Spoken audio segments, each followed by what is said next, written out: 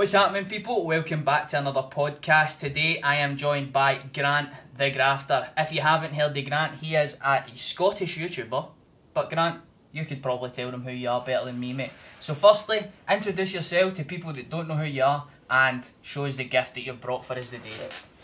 Ladies and gentlemen, it's Grant the Grafter, and basically what I do is I just shout, and I'm a very passive aggressive human being on YouTube, and my gift that I've brought today is a tea cake. Oh my god, why have you brought me a tea cake today, Grant? Because I fucking love tea cakes, that's it. Put it right here, mate. That's it, it's just because I love tea The bad thing about the tea cake is though, I can't eat it. So that tea cake's going to remain here for, I don't know how long. Right. What? Right, what's that? Oh my god. The man brings an abundance of tea cakes. That's tea cake connoisseur. Exactly. Why exactly have you brought a tea cake? But I just love them. Just because you love them? Aye. So does it talk about your personality or that? No. No, I just think tea cakes are class, that's all. I just thought, you know, it's the... Mate, I don't disagree with you, to be honest. It was like one of the things I would just think, you know what, like Gogsy's brought his ticket and I don't know what anybody else has brought, so I thought, you know what, I'll just bring... This is only the second episode where we've started this. Is it? Uh-huh. Right, so, there you go then, there's a tea cake. Excellent. Top notch. How you doing anyway, mate? How you feeling? No, not too bad. Long day at work? Well, half day, so... Is that where the name comes from then, Grant the Grafter? Absolutely not. Is it not? No. Where's the name come from? So, see, I worked at a company called Hours beforehand, right? Mm-hmm. In fact, that's advertising for them, so fuck them. Right, so... Start as you mean to go on, Grant. Right, this so is going to be a very interesting one. So I was working for a building company when I was... Must have been when I just left school, so say about 16, 17, right? Basically, they thought that I was the most laziest person they have ever met. Ever. Like, I remember there was one guy who was like knocking out a set of steps, and basically I was... Like, he was knocking at the steps, I meant to be helping him. Right. I just sat there and read the newspaper, and that's where it came from, because we got picked up that day, and he was like, so what was Grant like today? I was like, oh, fucking Grant the Grafter, aye, some boy like. Oh. It's just like one of those, it's like a sarcastic thing. It's like a sarcastic name, but then it's just, I don't know, it's just... So you're basically taking the piss out yourself, your name? Aye. But that's pretty, but That's see, the thing is, that's pretty much the sort of person I am though. So it's like, I just kept it going on. Easy Ozy. Yeah, pretty much. Take things in your stride. Exactly. I get that from you, Grant, I get that. But the whole YouTube thing and that, where did that all begin for you? Tell us how you get started in your YouTube. So, with YouTube, it was a pretty weird thing to happen. So, when I was obviously... What age did you start at? I don't know, 21 I think. 21, so that's a bit later on, isn't it? I've only started doing YouTube for about 3 years. Uh-huh. So, I think 3 years, I think. So you're 24? Must have had that fucking long and hard paper run. The most vicious paper round you could ever imagine possible. But when I was watching, I used to watch YouTube quite a lot. Like, I used to watch all these other YouTubers and stuff, and I used to just watch them, and I thought, okay, like, they're not as funny as me. Like, I think I'm well better than them. And then I thought one day I was sitting there, it was me and a few of my mates were sitting on PlayStation. I used to play a lot of FIFA.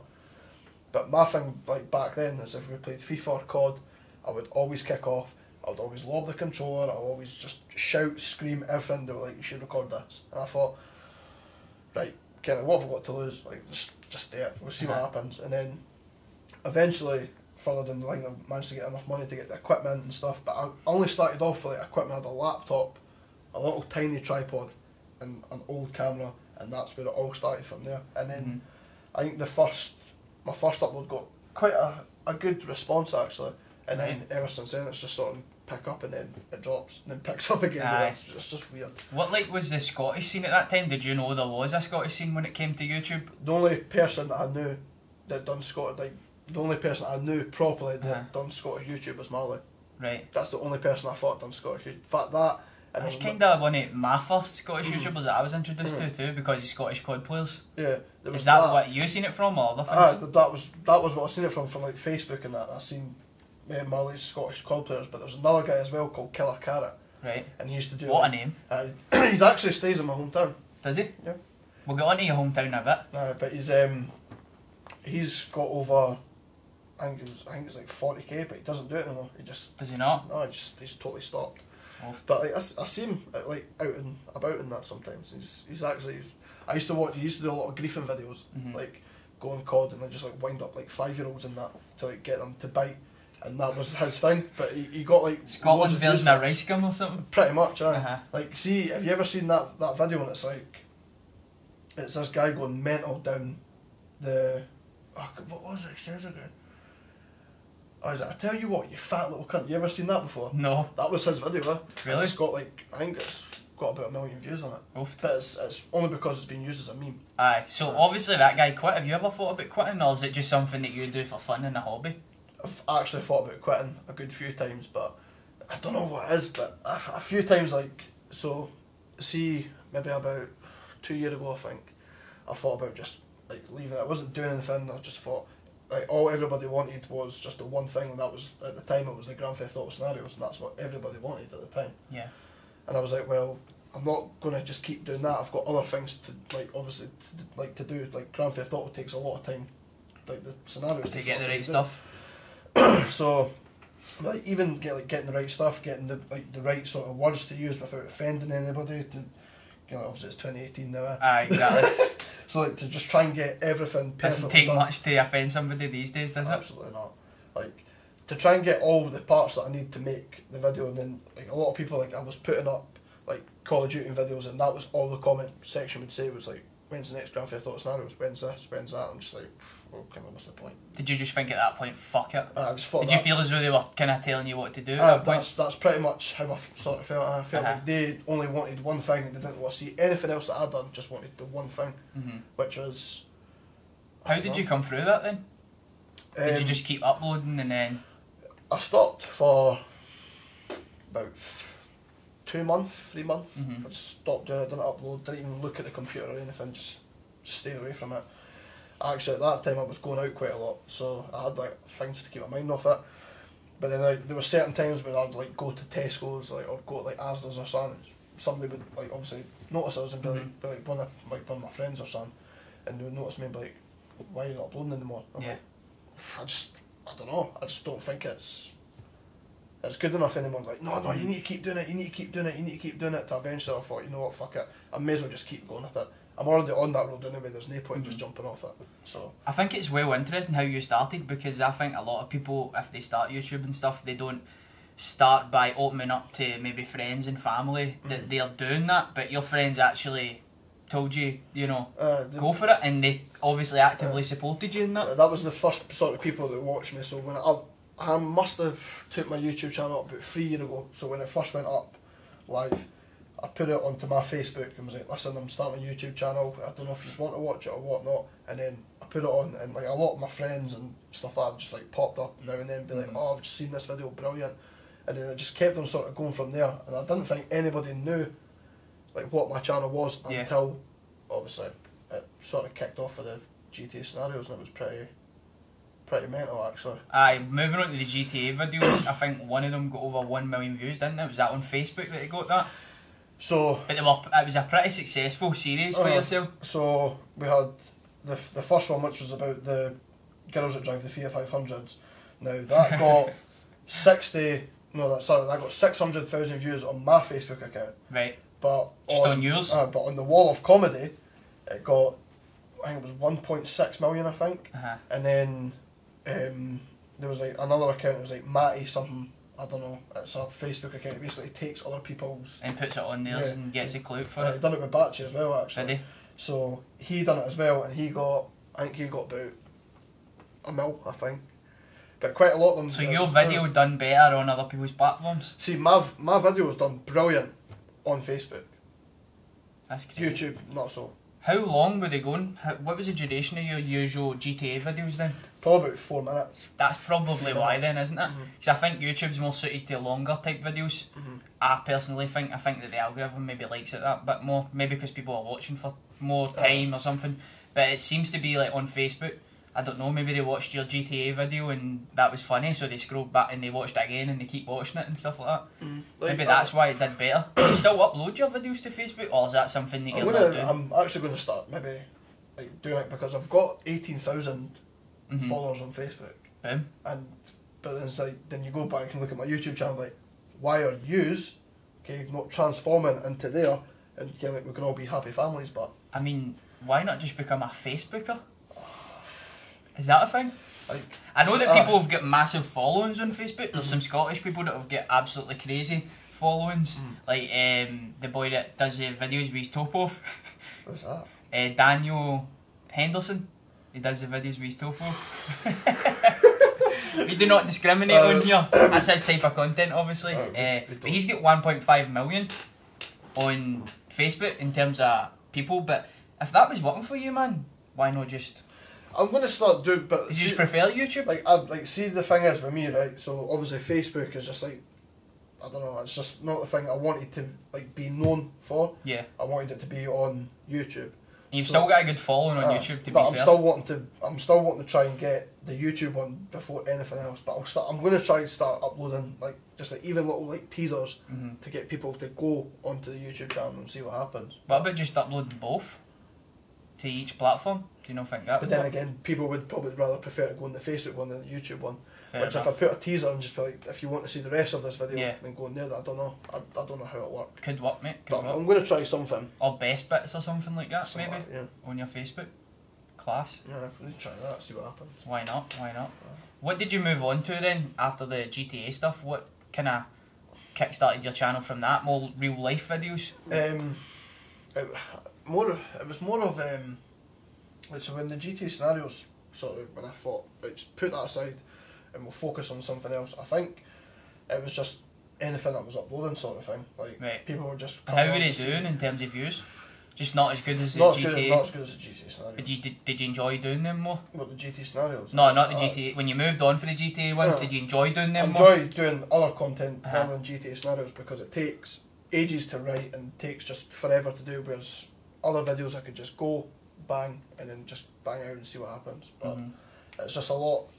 It's a lot more difficult to try and like. A lot of people were saying like I had this guy message me on my Facebook and he said, I would actually pay for weekly GTA scenarios. I was like, well, that's all well and good saying that, but then how long would it be before I eventually run out of topics to talk about?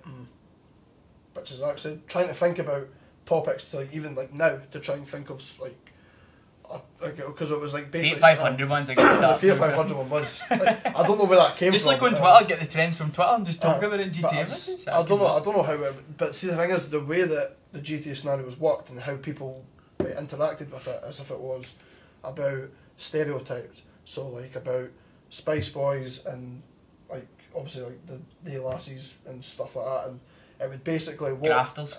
Pretty much. That could be one. I said the final GTA scenario that I'll ever do will be about myself. I like that. That'll be the final one. And you just drop the mic, pretty much. just walk out. It's trying to find the topics to speak about. Like because there's not that many stereotypes in the world as it is, and I've done like 7 or 8 videos on it so far. But you never know. I think like a lot of people that make videos struggle with that. Like, see when they get some form of success, a lot of the time accidental. I kind of see you going into make the GTA videos and thinking that they were going to do that well straight off the bat, but they did.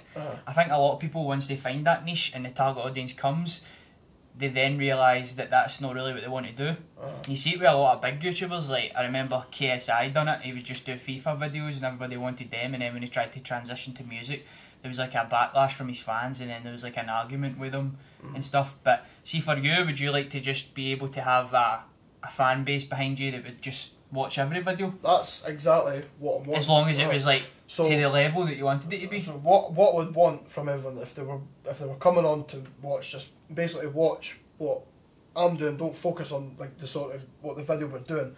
Just watch what I'm sort of doing. Like for your personality and stuff. Come to the channel for me. Because you're funnier than all the other YouTubers, aren't you? Absolutely. But come to the channel for me, not just for certain videos. That's the thing that sort of riles me up a little bit. But I can't really just kick off and I just be like, you just don't like that. No, they would probably like that, to be fair. They'd probably like that. Right, we're going to just move Gogsy to the bottom where he belongs because he's like moving about and stuff and it's annoying me. So he's just going to go to the bottom where he belongs. Where he belongs. That's a great great transition into football, mate. You're a massive Dunfermline fan, aren't you? You've even got a Dunfermline tattoo. Well, when did becoming a Dunfermline fan start? You're a Dunfermline fan from Buff, Grant? Oh, you're a dick. Because I was a Rangers fan from Buff. Were you a Dunfermline fan from Buff? Cut. Let's go. Pack up. No. So, sort of like Dunfermline are not a big team. We all know this. Okay, this is like a fact. Okay. But to be fair to Dunfermline, when I went to the Falkirk Dunfermline match, well, he's won the game. The atmosphere that was generated by the Dunfermline fans in that match was really, really good. To be fair to them. So, we'll go from Buff, right? So from Buff. Start for the womb. Right, we'll start. Right. Okay. I'll admit it. So I started from Exclusive. Buff. I was a Rangers fan all the way up until I was about. Well, I was still going to Dunfermline games because it is like the local team to go support. But I didn't start properly going into Dunfermline until about 15, 16. Oh, quite late. Very late. So you've been to Rangers games and that then? Nah. Never went to Rangers? Never went to Rangers What games. about Rangers Talks and that? Did you wear them? Yeah, like, so every Christmas my uncle used to buy me Rangers tops and put them basically right in front of me, like, there you go, there's your Christmas. And I was like, great. So basically I was a Rangers fan all the way up until I got the decision to actually like make your own mind up. Yeah, do what I want. And it was Dunfermline were playing Greenock Morton, and it was basically if we won that game, we were going up into the Prem. Right. We won it 3-0. We done a massive pitch invasion, and ever since then I was like, right, that's it. Okay, like, no more Rangers tops, no more Rangers this, Rangers that. It's strictly Dunfermline from then on. And, I regret it. Just hunt after hunt after. I love that because obviously you've made that decision at a great moment. Oh, we're going on the up, and then since then it's just been. Basically, it's one of the ones. It's like Dunfermline are like obviously it's. But you wouldn't change that, I'd imagine. I wouldn't change it. Like that's basically. You can't really change it. You've got that tattoo. No, I can't go back now. Unless I could just get like a big, massive. You just get a love heart. A big love heart or something like that. But with my name on it. Why not? But I got that done when I was 17. Right. I went in. So that was like a pure quick decision. Actually, my mate was getting a full sleeve done, and it was the tattooist that was in the town. God rest his soul. He's no here with us anymore. But he was like, I'll tattoo you. I was like, what do you want? And I was like, fuck knows. We went away, had a bottle of Buckfast, and I was like, right, we'll go back. We'll go and get it. He's like, what you getting? I was like, fuck it, let's get the Dunfermline tattoo just right there. He was like, are you sure about that? I was like, aye, go for it. He was like, you sure you're old enough to get a tattoo? Aye, just fucking do it, mate. Just do it. He done it at 17. I got that tattoo done, and obviously I was just like, this has been such a bad decision. I can't tell anybody about this. And then it was Dunfermline versus Celtic. We're getting beat 4-0. And like my mum or like nobody knew that like I had this tattoo. Right. That must have been a surprise at the family barbecue. Yeah. So basically, what had happened was I was on ESPN, right? So we were getting beat 4-0. The Celtic fans at the left of us were like shouting abuse. So we all ran down and we were all shouting abuse at each other. And I whipped the t-shirt off. And we got to remember this is December. So I whipped the t-shirt off. I'm like, come on then, go back to Lochgelly. And then eventually, I didn't realise until I got home that I was getting tagged in things on Facebook. And I was like, what's this? And I clicked it. And it was, I can't remember who the commentator was at the time, but it was just me. And it was like standing there with my Dunfermline tattoo. And he goes, oh, only in Dunfermline. And it's just me right there, dead centre. And then eventually I was like, right, this has got a bit of a hand. I think I need to really try and sort this situation out. Before I could do that, went down the stairs and my mum was like, you got a tattoo, aye? So you were the talk of the town then? Pretty much. Talking to the Dunfermline. But I'll never forget that game, like, it was horrible. Celtic beat us 4-0 and it was just, I think we just took it a bit better and we just went down to this little corner bit and just started chanting abuse. Why did they fight them? Pretty much. You get embarrassed 4-0, that's it. Ah, exactly. Is that the only... I know that wasn't as bad as the 7-1.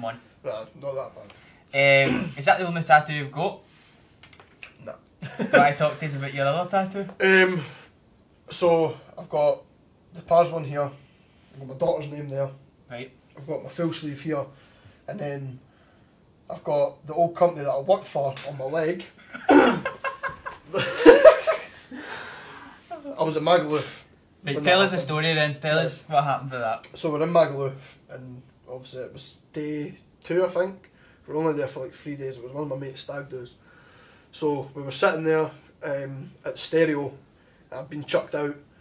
And I was just sitting there, and then I get a phone call from my ex-boss going, "Oh, how he's getting on? How's things?" I'm like, "Oh, brilliant, brilliant, fantastic." I was obviously gone, like, just completely gone, dead to the face. Just lying in a lilo at the time. Just lying, just on a sun lounger, like, "Oh, I'm great. This is fantastic."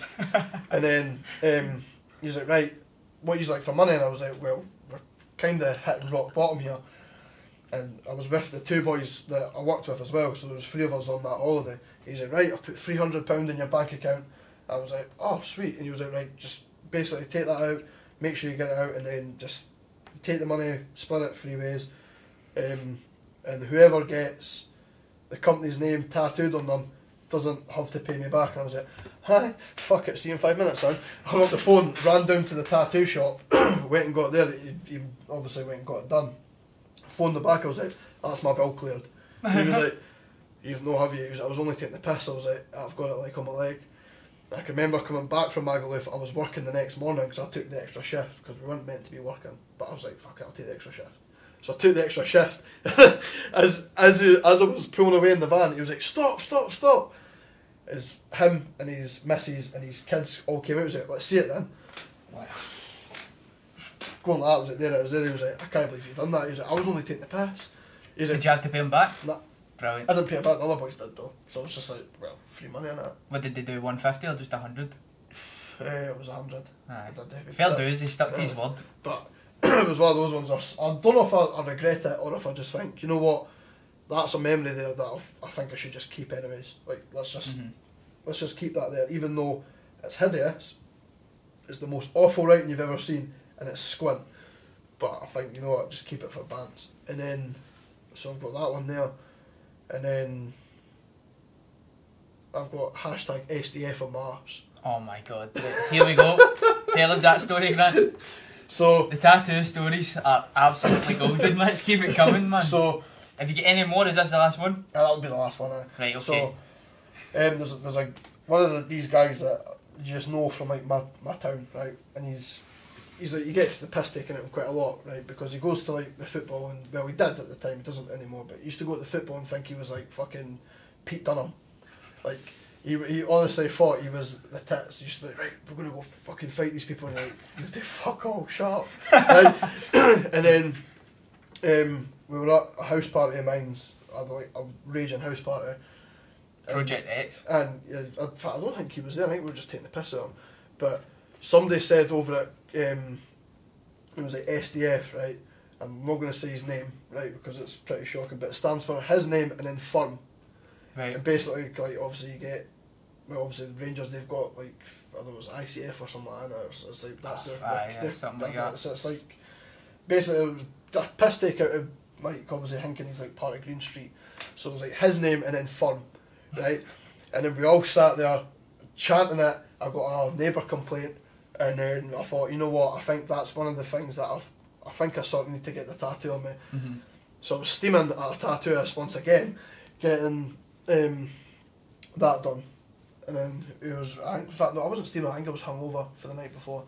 And then my mate was like, "I thought you were going to get SDF done on you." I was like, "No, I'm not going to do it, no." And he was like, "I'll do it if you do it." I was like, "Right." So I said to the guy at Pumpkin Ink, I was like, "Right, if you want, how much is it to change the needles?" He was like, 20 quid. I was like, "Right, we'll do mine first and do his afterwards." So we both got it the same day. Right. And then I can always remember the first time I seen him, we were going to, I think it was Greenock Morton again actually, away, and we're all on the bus together, and I turned around and I was like, got a tattoo the other day. He was like, what is it? I pulled down my trousers in front of the whole bus, and he just looked at it in fucking shock. He was just like, you're a total dick. I was just like, he was hating it. He was hating it. He just didn't want to be part of it at all. So you go to like all of them filming, well, a lot of them filming games you have done. I've sort of stopped going now, like. Aye, I would as well after that. We went right downhill. But what was like one of the stories that stands out for you? One of the craziest stories or funniest stories that stands out from going to the games? I don't know. That's actually quite a difficult question. Thanks. I don't know. Like, I'm earning my tea cake. You're earning your tea cake. Right, so I'd probably say Hearts Away actually. Right. It was the Betfred Cup, I think it was. And the Diddy Cup. Aye. One of them. Mm-hmm. So That's why we let Aberdeen beat us the other week. Been too easy to win, you know. So we went to Edinburgh. It was like a away day. I was like, wow, this is going to be great. We're going to, obviously, Hearts are like way above us in the league. So like, they were in the Prem and we were shite. And then and then we all went there like, listen, we're probably going to get beat. But at this time they had that Ian Caffro. Oh, the Ian Caffro. Oh, Jesus Christ. They had him as their manager. So you were feeling confident then? So we're like, well, you never know. It could go well for us today. So basically we were top of the league for like obviously the cup. Mm-hmm. And I can always remember sitting there in Tynecastle and then they went 1-0 up. I was like, fuck. Right, that was... At least we showed up the day. Exactly. You know, it was good just to kind of get out and have a few pints and whatnot. And then Joey Cardle scored a goal right past the goalkeeper, and I can always That's remember... Scotty Cardle's, the boxers? It's his... cousin, is it? Brother. Brother? That's his brother, right. Joey Cardle, it was like a beautiful goal, like he managed to get outside the box and curled it right in underneath the goalkeeper. And then at that point I had a Capri Sun bottle that I filled with vodka, which I snuck into Tynecastle. So me and my mate were just sitting there, and I was just going up and like, can I just get a cola please, one single cola, and then just unscrewing it and then just chucking it in and then down that. And when Cardle's goal went in, it was just a total blackout. But I think I made a video on the Hearts game actually. You made a video? What, actually? At the game? Yeah, no, I wasn't at the game, but it was just like a review. But you can see there, like, so every camera, like it was like when we scored, it went to like our fans, and you could see the certain things that were going on. And I can't remember what I'd done the first one. I think I just get the tattoo out again. I was on the telly for that as well. Were you? BT You've been Sport, on the telly a lot. BT Sport, Chris Sutton turned around and went, "What's that?" Oh wow. At me. I tweeted him, like. Chris Sutton as well. Chris Sutton tweeted him. Mm-hmm. Tell him if he speaks about him again, I'm going to punch his puss. You see that? You like that? Oh, I love that, man. I love that. How do you deal with like haters then? I'm not arsed about it. I'm just like... Aye, just take it with a pinch of salt, have a laugh about it. Like, all my friends were like tagging me like, look what's happened, look what he said about you, man. Chris Sutton.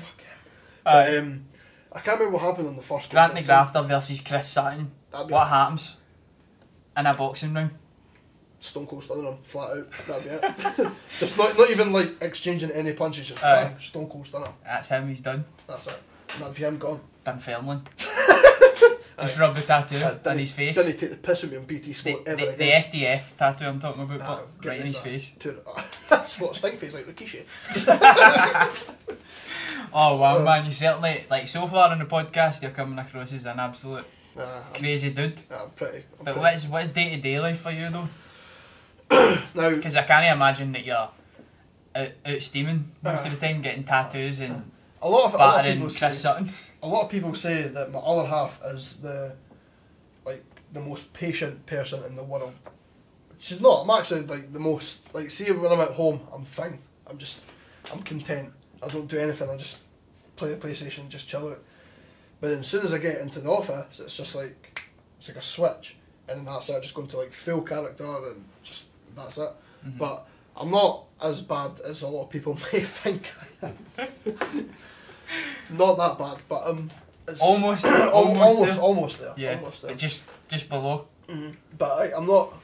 I wouldn't say I was I was hard to control. Aye. Just like having a laugh. I just like having a laugh. Aye, it's funny though. A lot of people don't like it though. How? Because I think they're just like, what, because you're having too much fun? Is he for real? And I'm like, come on man. Get over yourself, innit? Aye, it's 2018, have a laugh Exactly. 2018, man, you're right. We'll go back to that then, the offending of people. I wanted to talk to you about Jamie Oliver because I thought that it would be quite interesting. I thought it would be funny to get your take on just Jamie Oliver and everything that he's doing right now. Jamie Oliver? Aye. Turkey Twizzler, not living bastard. Jamie Oliver, right, is that... Oh, God, why'd you bring that up? Because I just knew that it would be a good response. Right, so my opinion on Jamie Oliver is nothing, because that's what he means to me. It's like, ever since he took Turkey Twizzlers away, fuck him. I hate Jamie Oliver with a screaming passion. Like, he is... Like, see what I was actually laughing at, actually. Like, so he's going on about... we're not allowed to have, so like McDonald's aren't allowed to do adverts after like a certain time. Yeah, I think what he's trying to introduce is that places like McDonald's and fast food places aren't allowed to advertise before 9 or 10 PM so that kids can't see it. Why the fuck not? But like, I want literally... a Big Mac at 2 o'clock in the afternoon, but I'll go and get one. If like, you want, I know. It's like, what's an advert going to do? But the whole thing as well is like, I'm pretty sure that some reporter asked him about McDonald's and his stance on it and he was like, oh, I let my kids eat it, like... But he's trying to like pure deter other people from eating at McDonald's and like I always say like when it comes to diet and stuff there's no such thing as a bad food. It just goes down to like how much of that food that you actually eat. Like him demonising certain foods and stuff like sugar is just ludicrous because see if you even look at the recipes in his restaurant he's got like crazy high sugar desserts. He's one of those... He's just a pure hypocrite. Yeah, that's what I was going to say. He's a total hypocrite. He's just one of those people like, oh, you're not allowed to do that, but by the way, I'm going to fucking do it. It's exactly. Going to be great. It's going to be amazing. It's like, no, Jamie, like, just get up. What gets me the most about him is that he's trying to stop like 2-for-1 pizza deals. Have you seen that? I've seen That's that. another thing that he's trying to do. But I think a lot of people that buy 2-for-1 pizza deals, some of them might become for like deprived areas, not have much money. You know what I'm saying? Who actually buys a 2-for-1 pizza deal and eats 2 pizzas? Me. see the thing is with Jamie Oliver, it's one of those things where he just like I think he got a bit of a like he thinks that he's like wrapped up in fucking cotton wool. He can do no wrong, right? But if I seen him in the street, you would give him a mouthful. Oh, he'd get fucking swanton bombed after taking Turkey. I've never got over that Turkey Twizzlers thing ever. And then obviously try to stop this and that, and then kind of like. Then he focus on like trying to better. It's like he got focus on your own fucking restaurants. They're going downhill. Exactly. Focus Bankrupt. on that. Exactly.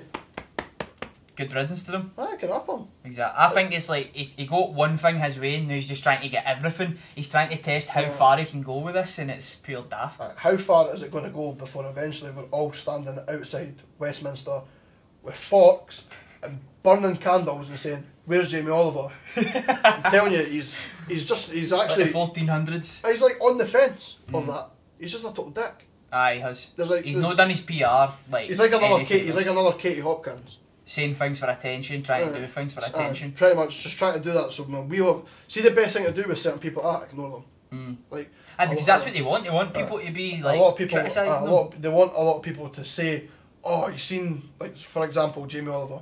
Oh, have you seen what Jamie Oliver's doing? He's a dick." And then that's us saying they're talking about him. So we're talking all about publicity. Everyone else like, "Oh, what's Jamie Oliver done?" And then obviously that's it. Whereas if we just be like, he's like, "I want to ban 2-for-1 pizzas." Right, cool, send mate. Fucking. Aye, exactly. You look at him like funny and then you just move on from it. Who invited this wee dick to the party anyway? I know, man. I know. But it's just the whole fact that he's a hypocrite that gets me the most. Honestly. I just don't understand why he's trying to like do it. Like end of the day, right? If people want to eat what they want, then let them. There's no like.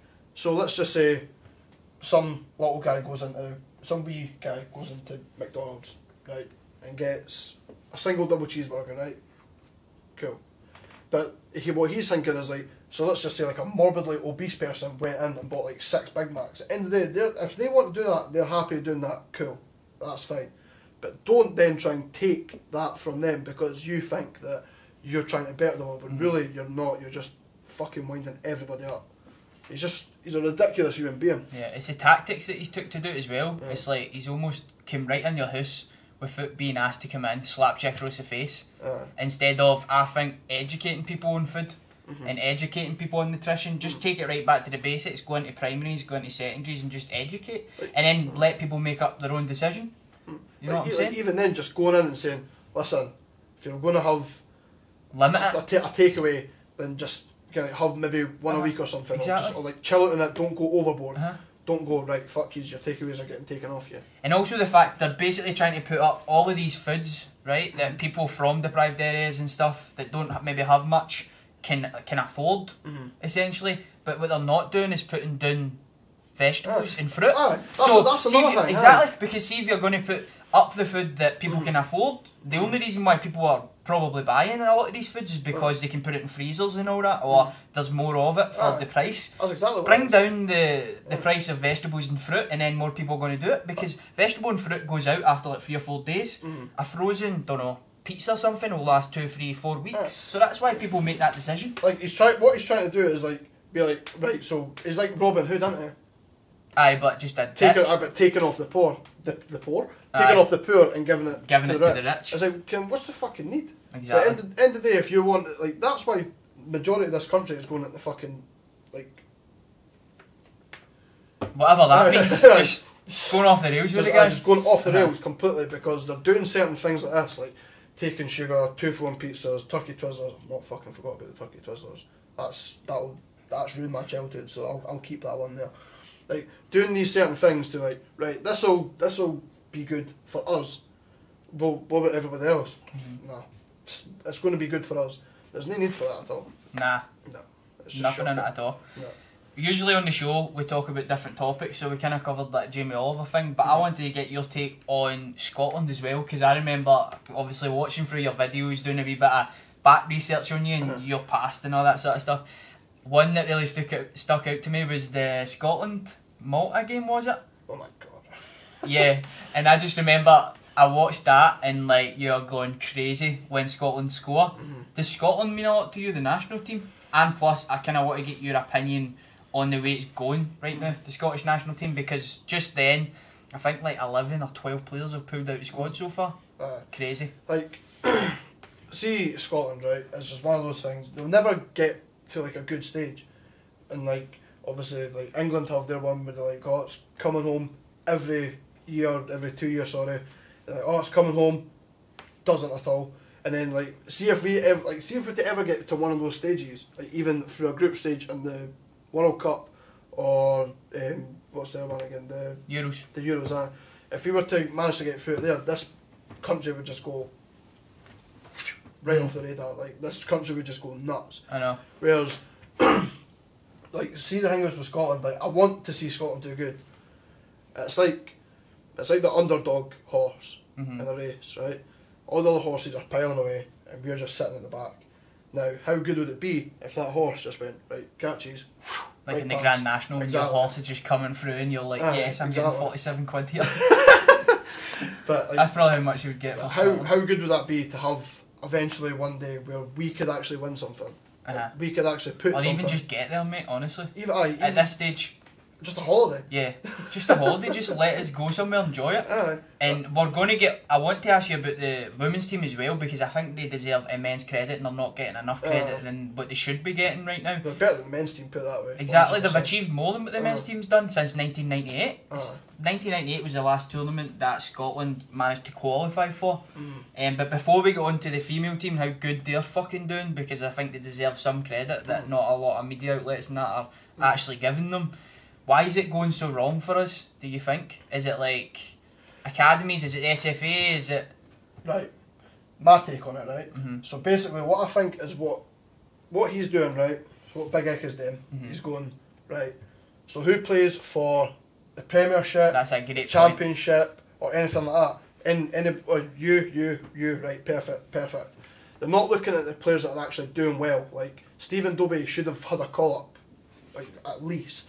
Like, at least this season, he's what? Is he not like the top goal scorer in Europe? Yeah, he's one of the top goal scorers in Europe. And him and Shankland are actually doing really, really well in the Championship, and I think deserve credit. Before them, I'd probably put Brophy from Kilmarnock, but he's injured. So I wouldn't mind going down an avenue, just giving one of them the chance, because I don't think necessarily that they're going to go into the squad and play anyway. But it's just shown, it's giving people hope, it's giving Scottish people hope, Scottish players hope, that if we perform well, then we're going to get recognised for it. And do you know what got me? It was like the Celtic goalkeeper, Ben, has been called up to the Scotland squad because Craig Gordon pulled out over Liam Kelly at Livingston, who's had 7 clean sheets so far in the league, in the top division. A clean sheet versus Rangers and Celtic.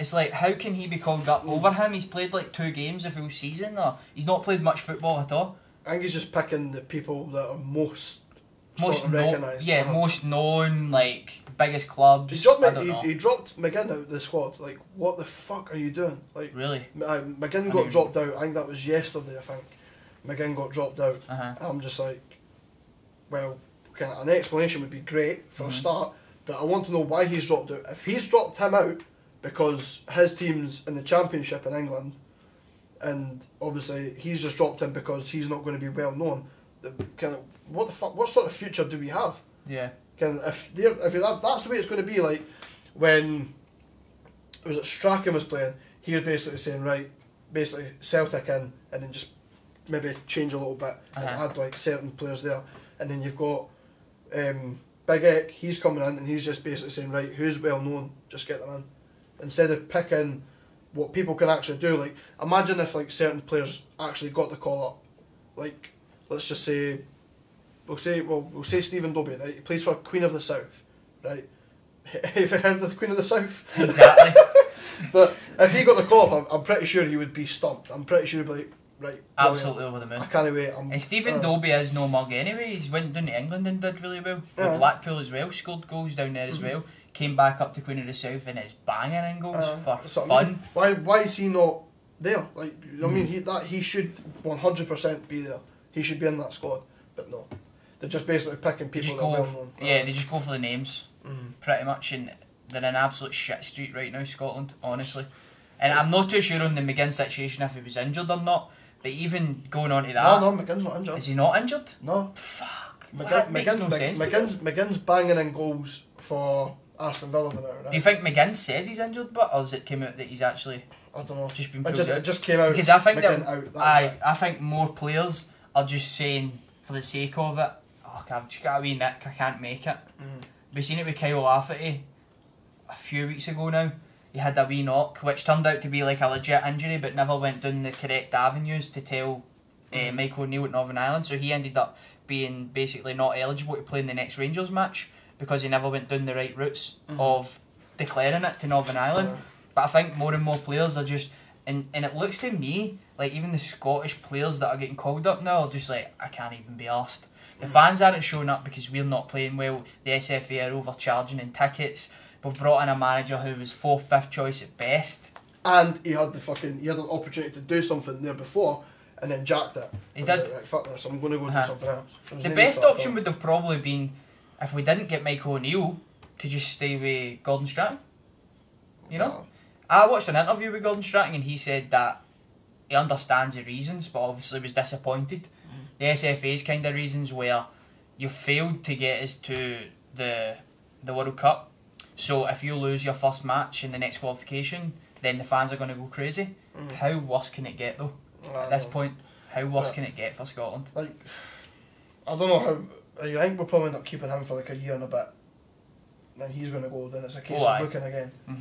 But what would want to actually find? So see how he had the job before. He didn't like it and was like, right, I'm off. And he should have just left it like that and got somebody that actually wants to do the job to go in there instead of him going, oh, by the way, I've got nowhere to go, can I? That's exactly what happened as well. You should have just went, no. I think that the organisation is full of people that are giving jobs to their mates. So it's like, oh, you're looking for a job, Big Get? Come in. We'll sort you out with a couple $100,000. Like, you'll obviously be below Gordon Strachan's price range and Michael O'Neill's, but that will save us money and you're getting a job out of it. So in you come, mate. It doesn't matter how that we're getting beat away to Israel. Like, come on. I know. I can accept getting beat away to good outfits, but Israel they were average at best, and we were worse than them in that match. And we now go into a game versus Albania. A Rangers player, Eros Grezda, might be playing in the match. He's been called up. And honestly, mate, I'm fancying Albania to beat Scotland. That's how bad it's got. Unless he picks out a decent team that's actually going to sort. But how can he at this point? How can he with because a squad like that he's just exactly. picking names rather than exactly. performance? And if you're picking players on performance, I think they're going to go out there and they're going to give you it all. They might lack experience, they might even lack quality over the other player, but what they're going to have is desire and heart, and that's going to overshadow those different attributes. I think that's an avenue we need to try go down. We definitely need to sort like the Scot. Like SFA is just, they're fucked. Like everything that they do, they're always getting backlash from it. Every single thing that they do. Exactly. It's just their PR is not great either. I bet you would say so. They don't have a good PR, mate. Even I feel like they're full of Scotland. No, the referees are shocking too. Aye. Like completely. Oh, I feel sorry for teams like Dunfermline. No. Because what happens is in the top league, a terrible referee will make a terrible decision and then they'll get like dropped to your league. It's like, redeem yourself. But what you're just getting is shit upon shit upon shit. Like, see the thing is, like, obviously you're on about Scotland and obviously how disappointing it's going to be. I'm used to that. Like, exactly. I've supported Dunfermline for a good while now, so I know what disappointment's all about. You know what I mean? I've lived through disappointment with Scotland mostly. Scotland's just upsetting. I mean, more than half your life, but you had some good times, you know. Well, to be fair, the only thing I would actually watch if obviously it was like a Rangers game was the Old Firm. That was it. Aye. That's when so you weren't even that much bigger a fan. That's when I came to the decision. I was like, what's the point in me supporting a team that is like 50 mile away from me? There's a perfectly, well, I was going to say perfectly good one, but that's just a complete lie. But there's one up there that I can just go to instead. And, okay, I've never been to one of the games, but I've been to loads of Dunfermline games. Stick at it. Exactly. I give you my respect, obviously, for supporting a team like Dunfermline, because it must be hard. It's brutal. Some days you just go there and you're just like... I used to go to a lot of games in the bottom league, the very bottom league in Scotland, and like Queens. I've been to like a lot of those kind of games, and I used to remember sitting, pure ignorance on my part, but just like, how can they support this? It's like, it's hard, and I commend it so much. No. But I can't help what I was born into either. I never just chose Rangers because they were winning or anything like that. Like, but see the set things, right? A lot of people do support, like, see Dunfermline. That is basically a mixture between Rangers and Celtic fans. And it's like, right, what's your reason for being a Rangers fan then? I like the colour blue. It's like, great. Can you not just go up there? There's like a perfectly normal football club up there you can go to and you can actually go and watch and support. No. So basically it's one of those ones like, I have quite a lot of arguments with certain people from my area and they'll be like, oh, your team's shite. I was like, aye, but when was the last time like you went to Ibrox? And they'd be like, I went when I was like, this is the usual pattern I get. I went there when I was about 8, but I've not really had the time to go. For 8-year-old, mate. 8-year-old, I'm pretty sure. You never had one free weekend. I'm pretty sure 10 years you could have found a fucking decent excuse to go along and watch your team. The armchair fans, I don't like them. Do you think that's why a lot of fans from like smaller clubs don't really like the Old Firm? Because I was talking to Gogsy and he says that he hates the Old Firm. That's Gogsy though. That's Gogsy. Do you hate the Old Firm? Oh my god. That's a running trend. The Old Firm is... I don't know, it's not what it used to be now, because obviously it's just Celtic beating Rangers all the time.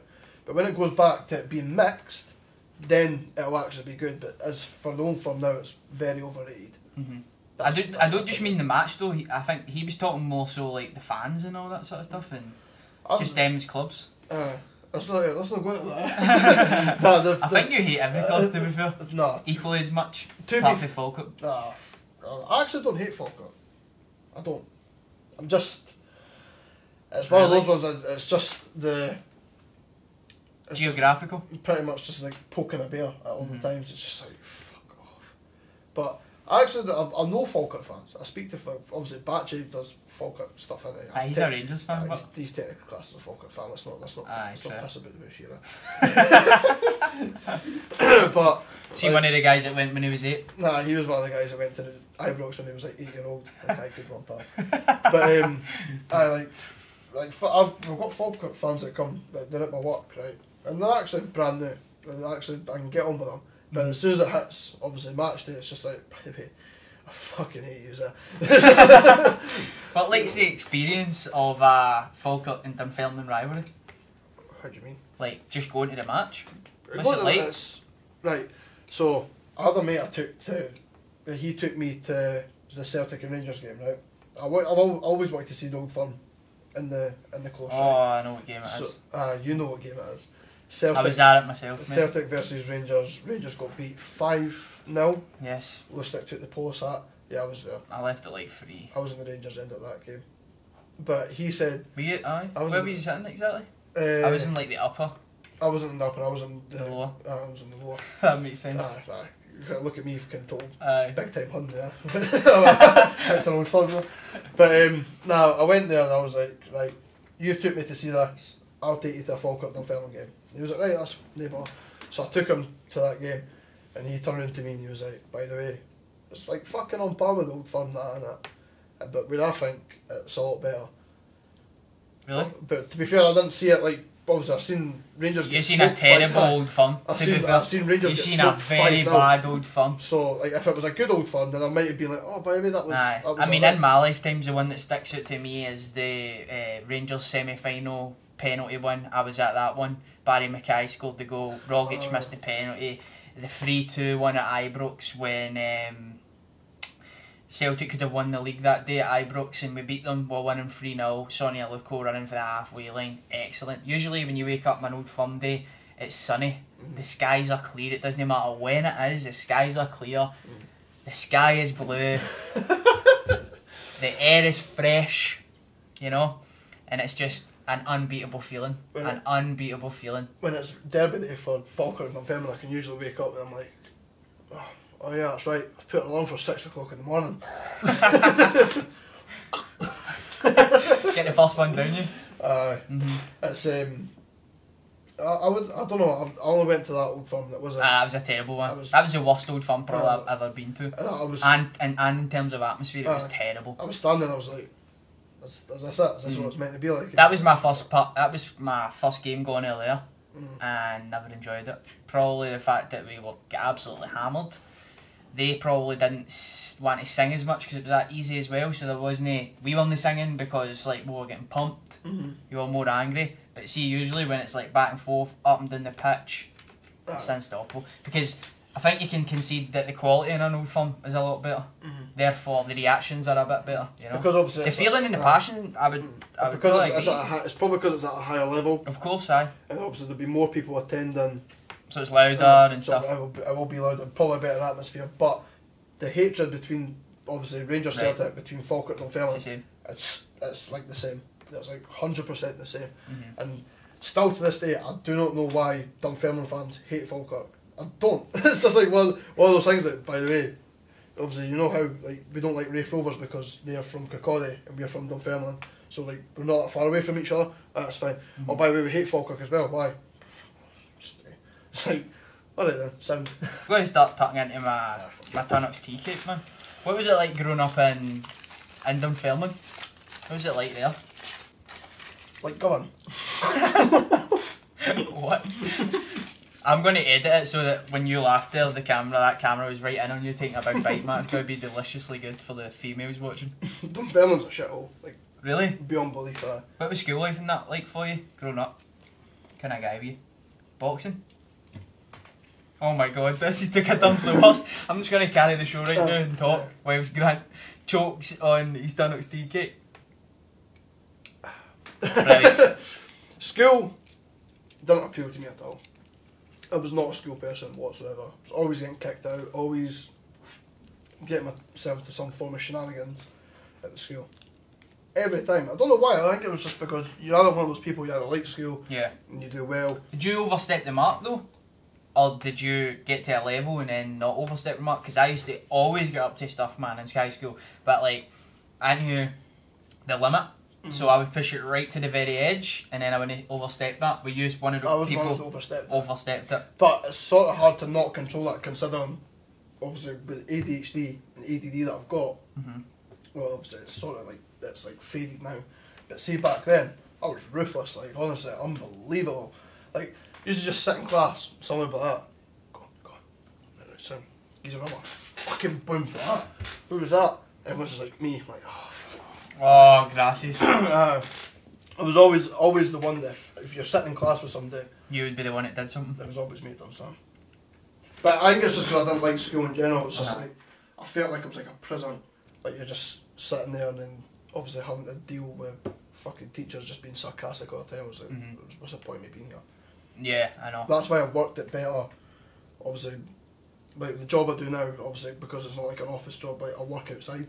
So like I'm totally fine with that. Because of that environment suits you a lot better. Like with manual labouring, it's a lot easier to do than sitting in a class and going like, or sitting on a computer. You know what I mean? So obviously that didn't really suit you. Then you left school and you went on to the army and things like that, didn't you? To try out for the army. How did that go? I went to the army for must have lasted about.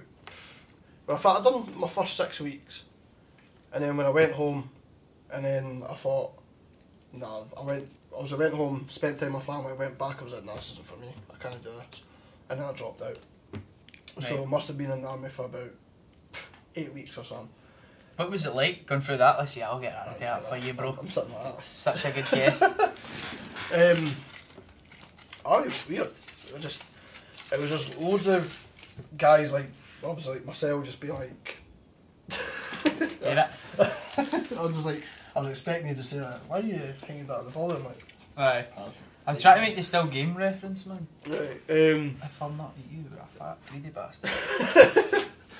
See, the army, it's just like a lot of people like myself that were there, they were obviously wanting to find like a job but didn't have the qualifications, so they went down another route. Right.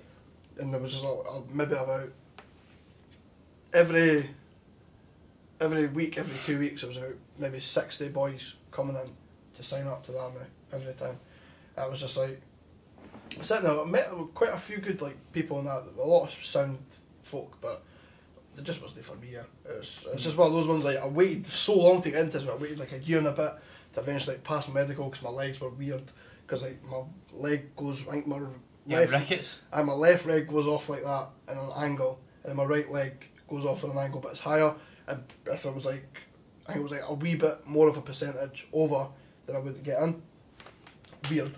But then obviously I managed to get in. And I just thought a year and a half wasted for nothing. Basically just went in, oh, this is great, done the first 6 weeks, went out, and then went back to the barracks again. I was like, nah, this isn't for me, I'm gone. Because you get like a time where you can be in there, and a time you can just leave as well. I was like, fuck, I'm taking it. Right, so you says that you wasted it, but do you think that you maybe took some life lessons out of it? I definitely took some life lessons? I definitely took some form of life lesson out of it. I was just like this, obviously this isn't for me. Like I'm more used to being like just obviously normal, just being at the house every day, getting to see everybody every day without having to go all the way down there to like basically like run away from my life up here sort of thing. It was weird, but it was good. It was good fun. Then going on from that, where did you go then? From there, I went. I don't know. Was it the tattoo place? From there, it was. I think that was when I must have been about after then. I must have started YouTube. Really? Nice. I must have came out the army, and then done. In fact, I was doing labouring again for that other company, and then I started doing YouTube from then. Then I went unemployed for a bit. I couldn't find a job, and I started working in the bookies. Nice. Worked what one? Ladbrokes. That's who I go with. Yeah, I worked with Ladbrokes for about 7 months. Fucking hated it. Worst job I've ever had in my life. Was it? Terrible. Then where did you go? Then I was spent. Where you are now? Where I'm now, man. The reason why I kind of wanted to go down that avenue is because I'm having a trouble right now. like, it's just really getting on my nerves. People that are trying to portray that they are doing more than what they're actually doing. In terms of, like, let's say you do one thing and you over exaggerate it to a exponential amount, that you're doing something so big that you don't have time for something else, kind of thing. You are doing that though. You are working and you're trying to balance that with your social life, your girlfriend, your family, your child, and YouTube. Is that difficult for you? It's difficult in the sense of trying to find the time to actually fit all those things in. Like, to try and like work out a schedule to do all those things in the one go, it's just like I'm not finding enough time to do certain things. There's not enough time in the day. So I have to cut certain things, like, say, instead of going up the stairs and playing the PlayStation, just go, right, going to go down the stairs, play the PlayStation, record it, and then that makes it a lot easier.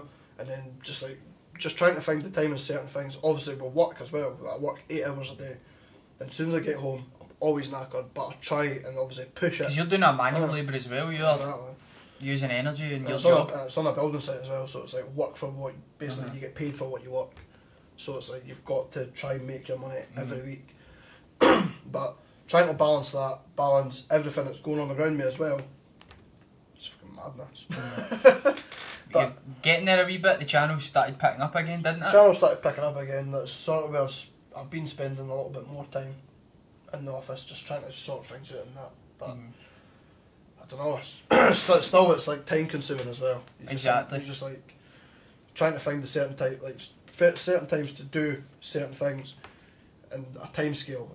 See, when I get a time scale to do something, out of 10 times out of 10 I just fuck up. Like, yeah. And so let's just say she was like, right, we're gonna go out and we're gonna go for something to eat. I'm like, right, okay, you've got like 2 hours, right, I'll go and try and make a video. I'll just sit there, muck about and be like, right, Kim, what, fuck, I'm not making a video, I'll just wait until we come home. But it works quite well sometimes as well, because sometimes I can't sleep at night as well, so it's like, I've got a really bad sleeping pattern. Like, I don't know why, I think it's just sort of been drilled into me. But I can only sleep past 7 hours. That's all I can have, 7 hours sleep. I can't be one of those people like go to bed at like 8 o'clock at night and wake up at 8 o'clock the next day and be like, oh, that was brilliant. If I fell asleep at 8 o'clock at night by accident, I would end up waking up at like 4 o'clock in the morning like, oh, fucking hell.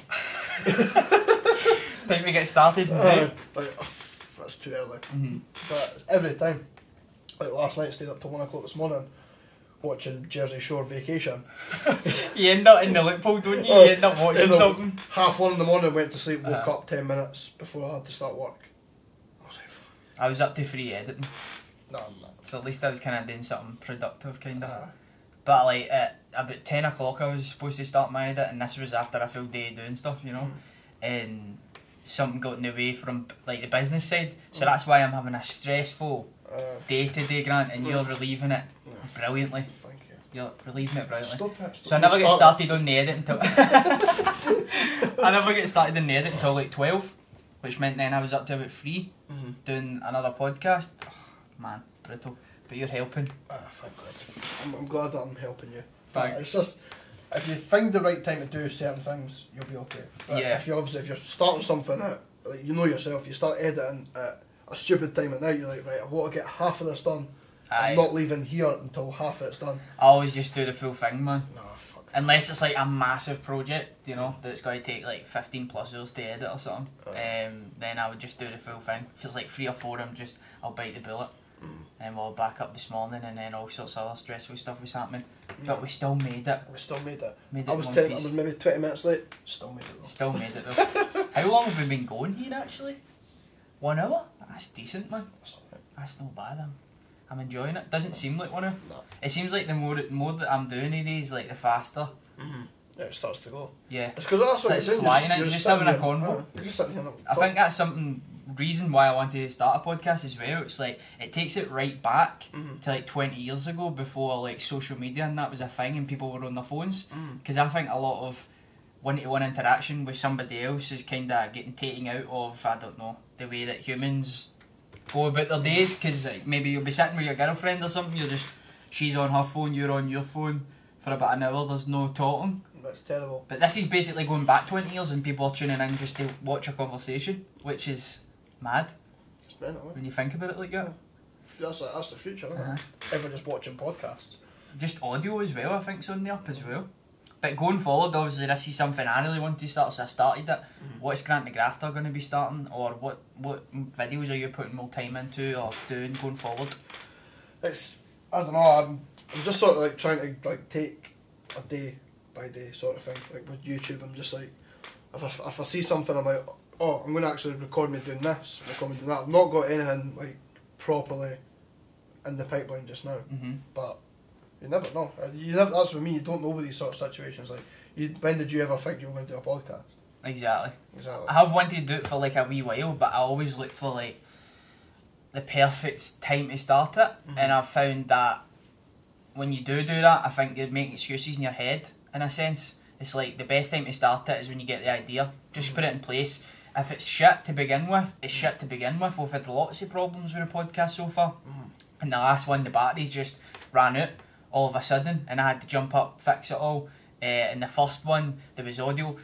Like, there's just always problems with it, and you'll learn on it. So I think the best way that I've seen is to just do it. When you get an idea, just fucking do it. And I'm trying to put that forth to like mates that I've got as well. Like, some of them they're doing jobs and that, and they're like, I don't really enjoy it, I want to do something else. And they've got ideas, and I'm just like, don't wait for it, but if you want to start a business and that, just fucking do it, mate. If you've got a creative mind and you've got something there, just fucking go take the risk when you're young enough, when you know. Then you're getting on a bit, but is working in manual labour something you want to do for the next 20 years? Absolutely not. What would you want to do then? I don't know. I've never really thought like... A Facebooker, is that suggested? I don't know, like, I think with manual labour, it's just, obviously it's... Very taxing on the body. It's money, but it does do a lot of damage as well. Like... You need to fix your technique, man, when you're picking the bricks up. You know? Oh, sorry. Sorry, Mary Doll. Smashed her window. Incoming! Oh, shit, sorry. Oh. 4. I don't know where I see myself in like maybe 10 years time, fuck knows. Like, obviously we never know, we always say like, oh, I see myself doing this, that and that. Yeah, everybody always makes like a 10, let's say you give yourself a goal for in 10 years time, but I think most people, 95% of people, when they're working towards that goal, they'll end up taking another path, they'll end up getting to another goal, somewhere where they never realised where they were going to be. Like, that's what I mean, like, see if somebody was like, oh, I'm going to do this and that when in like 10 years time, maybe say about 80% of the time they won't do it. Exactly. But they might still be happy by the end of that 10 years having found something else. So with me, I'm just taking day by day, just doing what I basically normally do, and then just hopefully something decent happens. No, it's not like you're hating it though. No. My argument would be people that are hating something, then just try and get out of it and try something that's gonna if you're not really into something that you're doing just now, then stop it, because it can either go two ways here. You can either be really obviously affecting your mental health by doing something that you don't like doing day in, day out, or you can obviously take the path that you want to know. If your mind is focused on that, then just go for it straight away. Just go after it. Rather than... Because what you got to lose? Exactly. That's what I always think, man. What have you got to lose? Exactly. What have you got to lose, man? Do you want to speak about anything, Grant? Have you got anything in your mind? No. Just tea cakes? Just tea cakes went right to the mind? That was just like, do I really need to get that? No. You can take it back. You keep it. Let's see, man. What is it? Tunnocks, if you're watching, obviously, we're looking for a sponsor. So. Exactly. Get the camera work done. Yeah. Get everything done. But other than that, Grant, I think we talked about most things that I kind of had in my mind. Talked about a lot, to be honest, different things. But what happened in the last podcast, which was really interesting, which I think I'm going to continue, is that to finish the podcast, I'm going to let the person that is guesting to ask me a question. Have you got a question for me? Any question? I didn't actually think about this when I was coming here, but... I just flung it on you, but you need to find your feet. On you go. Have you got one? I'm brewing for something. Oh, I just killed the time. I'm trying to think. I don't know. You not got one? No. Come on. In fact... Oh, here we go. Here we go, right? So, nah, it's fucking gone. Oh, you should have said I would have totally thought of something to come through with total delta, but... Why don't you just plug where people can find you? Where can people find you on the internet if they want to watch Grant the Grafter going forward? I've got... Right into that camera, go for it. I've got obviously the Facebook one, which is Grant the Grafter, obviously. And the YouTube one, which is Grant the Grafter, obviously. And then I've got the Twitter one, which is... Grant the Grafter. Obviously. I was speaking to one of my mates and I was like, right, every single thing, if you like type in, like you like download something, just type in Grant the Grafter, and I bet you 9 times out of 10 it would just pop up. And it's me every time. The worst one for me when I search my name, my real name, which is David Brown, on on Google Images, what pops up is tractors. There's a tractor model. I know, it used to be so annoying, man. Everyone in primary or high school was like, I'm gonna search my name and see what pops up. I searched David Brown and up comes a tractor.